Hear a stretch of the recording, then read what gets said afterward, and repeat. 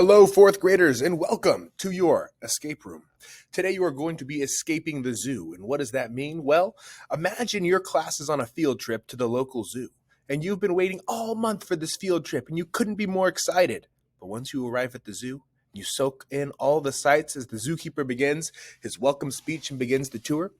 But as he's rambling on about the grizzly bears that are roaming the green grass in their exhibit, your friend, Carl, asks you where the bathrooms are.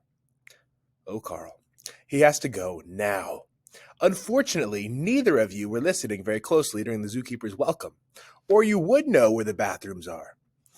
So you both spot a door near the grizzly bear exhibit and assume that it must lead to the bathrooms. However, as soon as Carl closes the door behind him, he realizes that the door actually leads to the bear cave, where the bears will take their evening nap.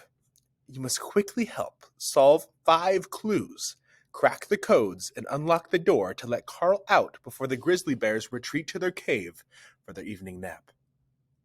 Okay, we're going to use our imaginations. Imagine you're stuck in this bear cage, and you have to solve these 5 clues to escape. These 5 clues are going to be right here on your Google Classroom.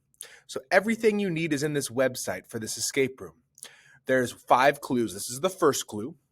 This is the second clue. The third clue, the fourth clue, the fifth clue.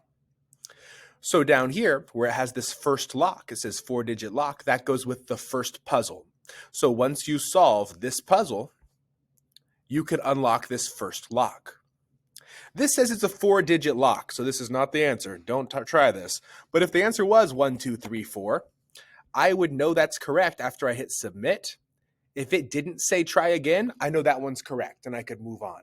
But if it says try again, that means it's incorrect. And how do I figure out these puzzles? Well, that's up to you. You're going to read the directions it gives you. It might not give you great directions. You might have to see what the clues are. All of these puzzles have to do with something we've learned in ELA in 4th grade. Could be finding the main idea, could be fact and opinion, could be using inferences or context clues, but you'll need to use your background knowledge to solve these puzzles to escape.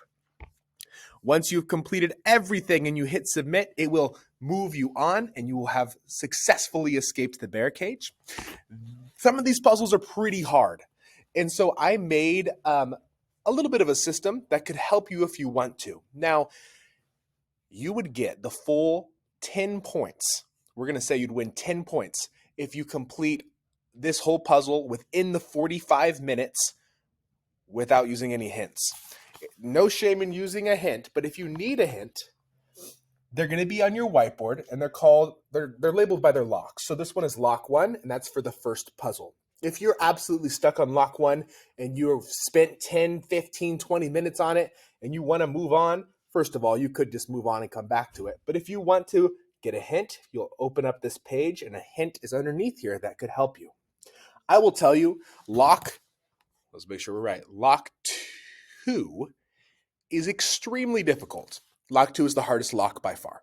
I put a very big hint under lock 2. If you want to do lock 2 last, might be a good idea. It is very difficult, but then again, I kind of gave it away right here. So if you need to take that, you can. The thing is, you get 10 points if you don't use any hints. For every hint you use, you lose 10 points. So you might still successfully escape, but if you used 2 hints, then you're winning with 6 points. Now that's just kind of for fun. But if you want it to be more of a challenge, don't use the hints. If you want to go through it a little quicker, use the hints. But I hope you have fun. Escape the zoo. I'll see y'all later.